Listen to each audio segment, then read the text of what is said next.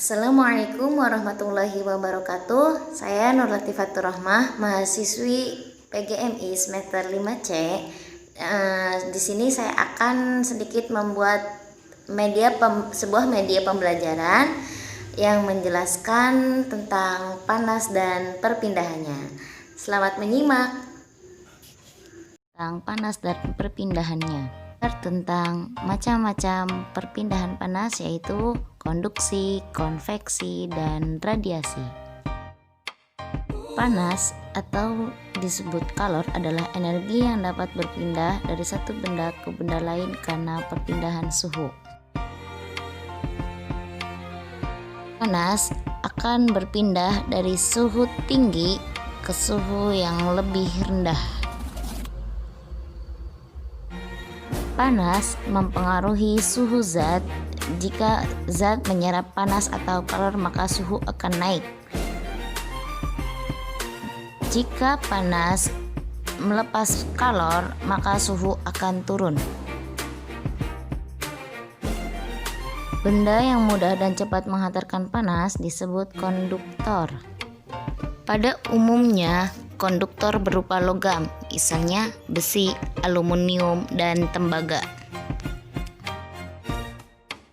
Sedangkan benda yang sulit dan lambat menghantarkan panas disebut isolator.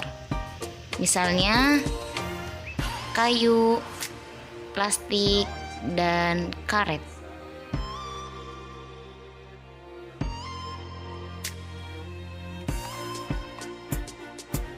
Konduksi merupakan perpindahan panas tanpa disertai perpindahan zat perantara.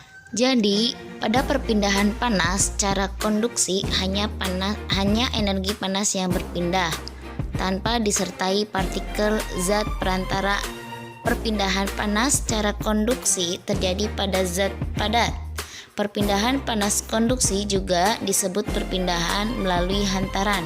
Contohnya, peristiwa konduksi adalah ketika memanaskan batang logam, walaupun hanya salah satu ujung dari besi yang dipanaskan, tetapi panasnya akan menyebar ke seluruh bagian besi sampai ke ujung yang tidak ikut dipanaskan. Hal tersebut menunjukkan panas berpindah dengan perantara besi. Contoh lain, peristiwa konduksi dalam kehidupan sehari-hari antara lain setrika listrik. Setrika listrik akan memindahkan panas dari sumber panas yang berasal dari energi listrik ke pakaian, berpindah dari logam melalui konduktor. Mengaduk kopi panas dengan sendok logam, maka panas akan berpindah dari air ke seluruh bagian sendok. Panaskan mentega. Panas dari api akan berpindah ke mentega melalui wajan yang terbuat dari logam.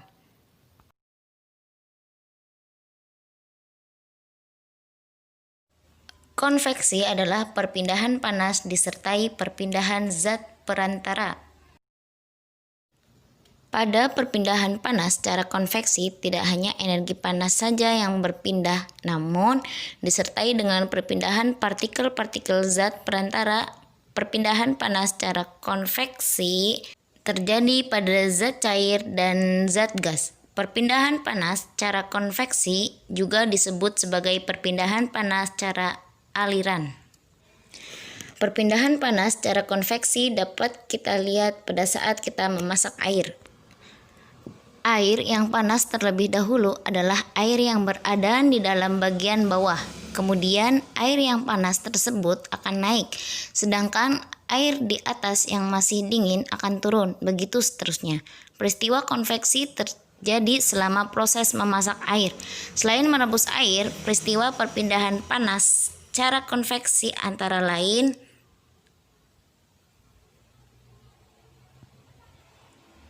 asap cerobong pabrik yang membumbung tinggi, angin darat dan angin laut, dan gerakan balon udara.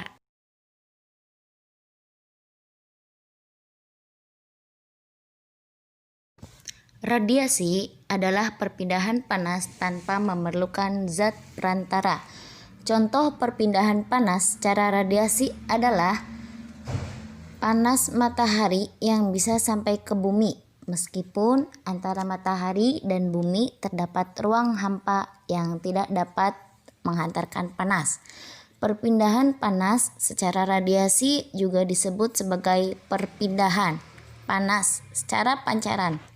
Contoh lain peristiwa perpindahan panas secara radiasi dalam kehidupan sehari-hari antara lain badan terasa hangat ketika di dekat api unggun, panas dari api berpindah secara pancaran, pakaian menjadi kering ketika dijemur di terik matahari, dan menetaskan telur unggas dengan lampu. Demikian tadi materi panas dan perpindahannya. Jadi panas bisa berpindah dengan 3 cara, yaitu konduksi, konveksi, dan radiasi.